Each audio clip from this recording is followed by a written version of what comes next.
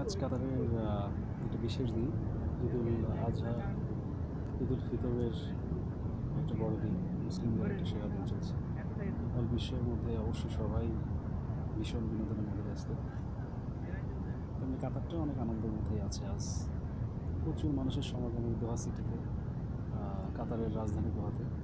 এখানে আমরা বাঙালি আছে প্রায় 3 লাখের মতো, বাংলাদেশি যারা। এছাড়া ইন্ডিয়া আছে, নেপাল আছে, সিরিয়াও আছে। মিশরের প্রচুর মানুষের সমাগম এখানে, অজস্র মানুষের এখানে সব চলাফেরা। অনেকে ফ্যামিলি নিয়ে আছে, অনেকে ভালো আছে, কেউ বিপদে আছে, কেউ অসুস্থ আছে, সুখে দুঃখে। এক একটা লোকের এক এক রকম চলাফেরা। তবে আজকে সব থেকে যেটা বেশি লক্ষণীয় বিষয় সেটা হচ্ছে সবার সেলফি। এত পরিমাণে সেলফির যুগ এসে গেছে, এত সেলফি চলতেছে যেটা আসলেই বলা যায়। এখানে প্রায় 15-20টা দেশের লোক এখানে বাস করে। এর মধ্যে দেখা যায় কয়েকটা রাষ্ট্রের লোকই বেশি, তার মধ্যে বাঙালি, ইন্ডিয়া, এগুলোই বেশি, বিশেষ করে নেপাল। কাতারের রাজধানী দোহা, এখন আমরা দোহাতে আছি। দোহাতে আমরা বাস করি, যদিও এটা এখানকার সিটি। এদেশের প্রধান উৎস অর্থাৎ আয়ের উৎসটা হচ্ছে পেট্রোল এবং গ্যাস,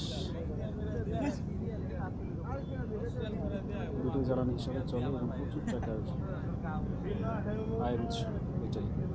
এটা অন্য দেশে বিক্রি হয়, প্লাস এদেশের চাহিদা ফিল করে। এই পেট্রোল গ্যাস থেকেই এদেশ এত উন্নত। শীর্ষ 10টা দেশের মধ্যে, ধনী 10টা দেশের মধ্যে হচ্ছে একটা। খুব ছোটো একটা দেশ এটা। দেশের একটা পুরো দেশের আয়ত হয়তো বা বাংলাদেশের কোনো একটা জেলার সমান হবে, জেলা থেকেও ছোটো হতে পারে। যাই হোক বন্ধুরা, আজকে এত কথা বলার পিছনে একটাই কারণ, আপনাদের কাতার সম্পর্কে কিছুটা ধারণা দেওয়ার চেষ্টা করা।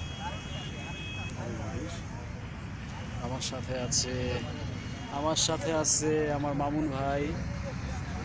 আপনারা যখন ইউটিউবে সার্চ করবেন দেখবেন, এটা আশা করি আপনাদের ভালো লাগবে। এটা দেখুন কাতারের রাজধানী।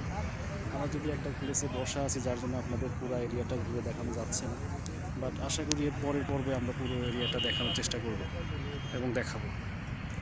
দেখুন এখানে কিছু সংখ্যক ছেলেরা আছে যারা প্রচুর সেলফি নিয়ে ব্যস্ত, সেলফি করার চেষ্টায় আছে। মামুন ভাই is now doing for the selfie.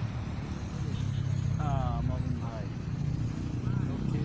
চলুন বন্ধুরা, আল্লাহ হাফেজ, ভালো থাকুন। নেক্সটে আবার কথা হবে, দেখা হবে। Bye bye.